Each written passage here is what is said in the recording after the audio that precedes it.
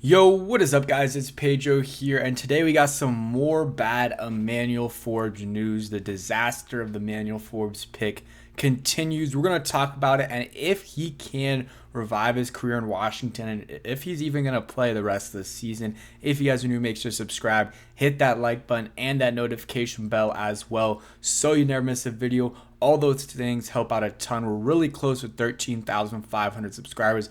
Go ahead and do it. Takes 1 second. Take a chance on me. I had a lot of people commenting down below. Oh, I've been watching for a while. I forgot I wasn't subscribed. So just go ahead and do it. And also check out BetUS, who's sponsoring today's video. Some of you guys might be like, sorry, something just dropped.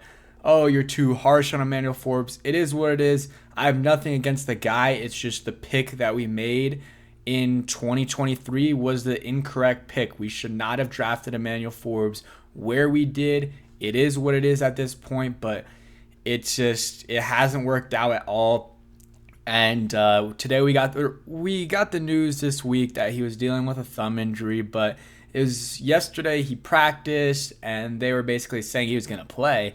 And right now, or this is about an hour ago, 50 minutes ago, Ian Rapport reported this, and I'll just read it. Commanders Emmanuel Forbes Jr. will undergo surgery tomorrow to repair a torn UCL in his thumb, a blow to the secondary, and for the former first-round pick. By having the procedure now, Forbes will fix an issue that would have been a problem all season.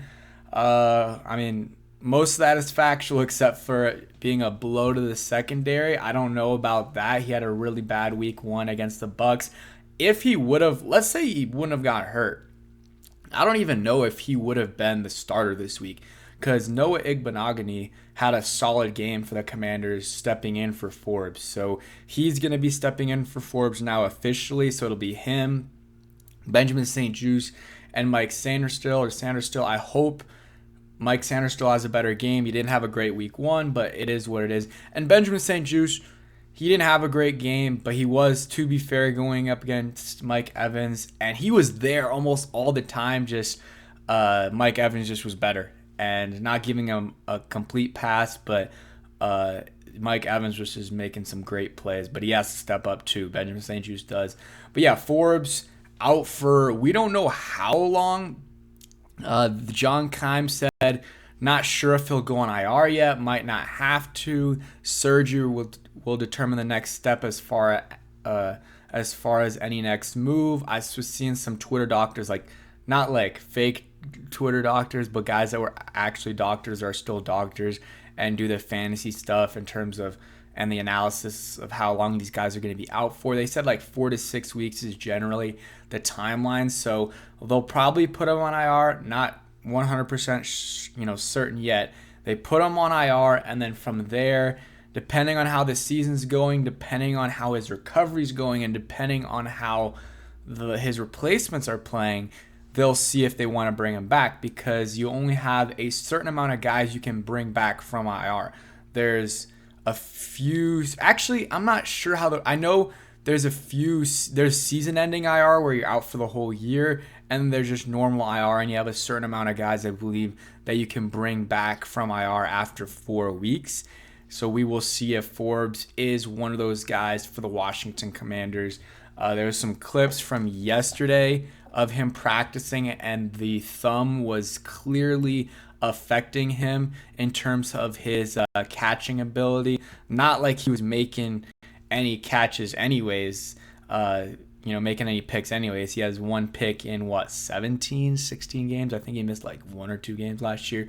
But real quick, before I show you guys that, a word from today's sponsor. And a huge shout out to BetUS for sponsoring today's video. Use code YouTube150 and you get 150% deposit match on your first 3 deposits up to $2,000. It's a really good deal that you can use my code YouTube150 for. And they got a bunch of props for the game already. So they got some props for Brian Robinson and Terry McLaurin, over 55.5 rushing yards for Brian Robinson, and over under 49.5 receiving yards for Terry McLaurin. Terry had a down game against the Tampa Bay Buccaneers. I expect him to bounce back against the New York Giants. He usually has pretty good games against the New York Giants. And here are the odds for the game. So the Commanders are slight favorites at -1, and the money line's -125, and the over-under is 44. So go ahead, check out BetUS. They got even more props when it comes to the Commanders players and stuff. So go ahead, check them out. And yeah, YouTube 150, use that code. And as usual, bet responsibly. All right, and we're back, and again, a huge shout out to BetUS. So here's the video of Forbes in practice yesterday. Not gonna full screen it, just because sometimes it messes things up. But you can see that the thumb was definitely affecting things. Not like he was making a bunch of interceptions last year, but I mean, come on. Those are easy plays that I'm making, any of you guys are making. And, just a light throw to him, and he's dropping it because of that thumb. So it's clearly bothering him, and he probably could have played.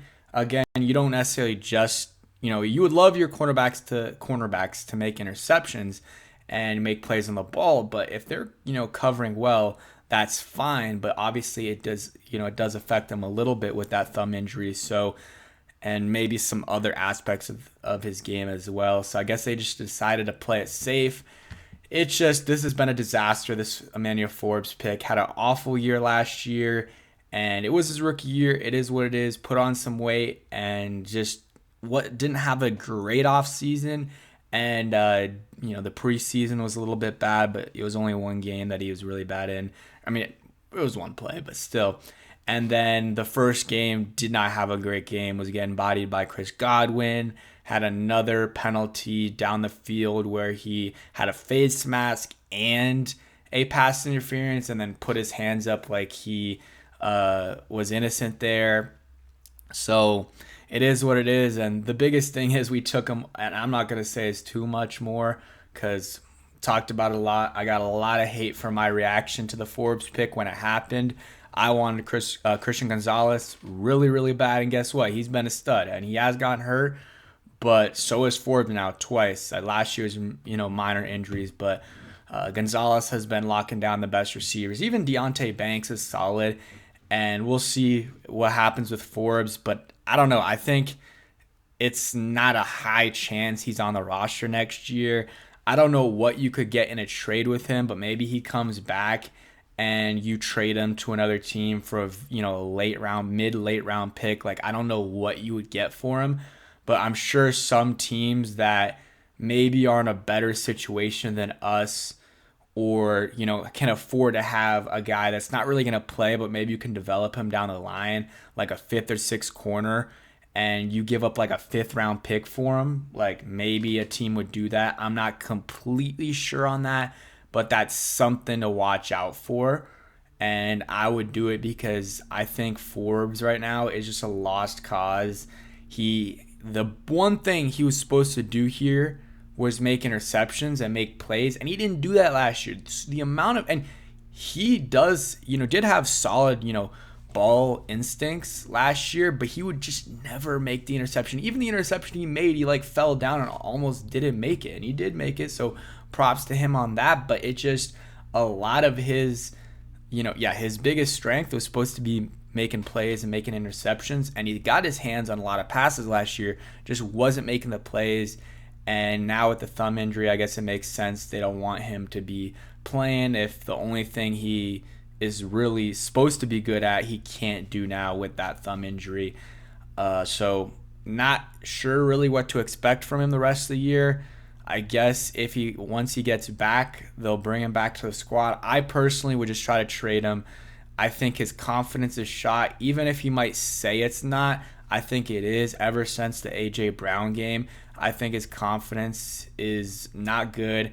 And I think for a cornerback, that's very important to have good confidence.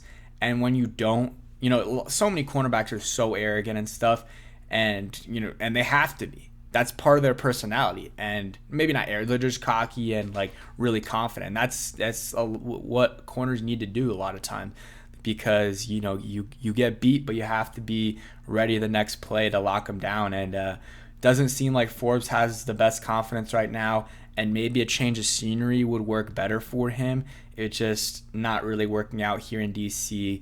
And yeah, I don't see the need to keep him here. It's a new regime. Move on from him. Get what you can in a draft pick if you can get something. And again, I wish nothing but the best for Forbes, whether it's here or another team. It's a new regime, and they don't have really much invested in him at all. So I wouldn't blame them if they moved on from him this season in a trade or next off season. Yeah, that's kind of my thoughts on the situation. But yeah, that's it for today's video. We'll have maybe like a Luke McCaffrey or a Brandon Coleman video out in the next couple of days, a little bit more positive stuff, because those guys have shown some positive things. Not all positive, but have shown some positive things in week 1 and this past off season. If you guys did stay till the end, what's a player I can have you guys comment down below? Go ahead and comment down below. We'll go Brian Mitchell. And yeah, thanks for watching. Hope you guys enjoyed, and peace. And make sure you guys check out BetUS and use that code YouTube150. Peace.